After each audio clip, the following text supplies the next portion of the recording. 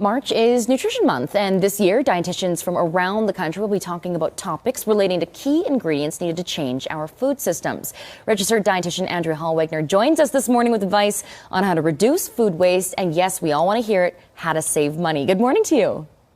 Good morning. Thanks for having me. Thanks so much for joining us, Andrea. We love having you on the show. Now, let's talk right into it here. How can people reduce food waste and save on these food costs?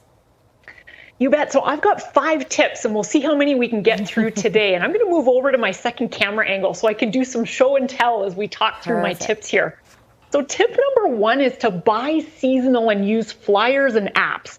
And so when we think about what's seasonal right now, for example, things like fresh tomatoes might be expensive. So you might want to just go with something like your canned tomatoes for a cheaper sort of addition to your meals. And the other thing that's costing a lot on grocery bills would be meat. So looking at some substitutes like your chickpeas, black beans, lentils, go half and half with those things. And that'll kind of dilute the cost of some of that meat in there. So that's tip number 1. I love it. Okay, tip number 1 is great. I think I could definitely take some notes from here. We talked in the commercial break here. I said I do love buying in bulk, but hey, it's not always the best idea, even if you feel like you're saving money. I know. And so I'm going to challenge people's thinking, and we all love a good deal. So for example, if I think about something like this, gigantic bag of snow peas I bought for my family here, and this can work really well if we know we're going to get through them. But what I want you to think about is, can we reasonably go through that volume of food as a family? And I like to encourage people to have what I call a halfway point. And so when I'm halfway through this bag and I start to see that, okay, the quality might be starting to reduce here, I don't want to be tossing this out. We need a game plan for how we're going to use up that half of the bag. And for us, that's probably going to be in a stir fry or something like that. So same thing when we talk about something like apples or peppers. When you buy something in a really big, large volume, again, what's the halfway point? Is it quesadilla night? Is it roasting peppers on the grill? Am I slicing up these extra apples that are no longer looking so hot in my fridge drawer and tossing them into applesauce or oatmeal?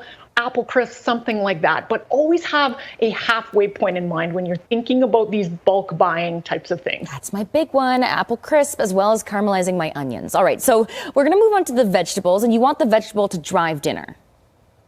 You bet. So vegetables should drive dinner. What's really interesting here is a lot of times people will think about their protein choices. They'll say, hey, we're having steak for dinner, or we're having tofu for dinner. What I want you to think about is, what vegetable is driving dinner? First in, first out. What needs to be used in your fridge drawer? So again, if the peppers or the zucchini is looking kind of shabby, that should be the feature of what you're thinking about when you're driving your vegetable meal.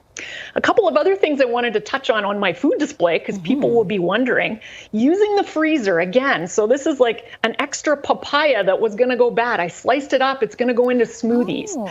Maybe the grapes in your fridge drawer aren't looking so hot. Put them on a skewer and put those in the freezer, and that can be sort of like a little grapesicle.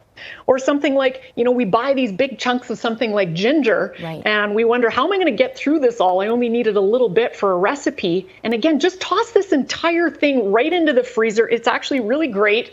You just get yourself one of these microplaners. You can grate it right from the freezer, the sort of the root shell and all. And again, no food waste coming from that particular product. You can be so brilliant in the way that you make sure you'll use all the food in your fridge. I can't stand when I have to throw anything out. All these tips are available online.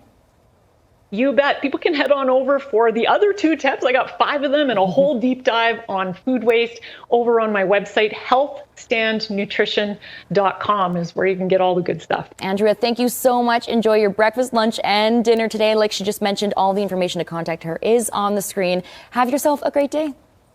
Thanks for having me.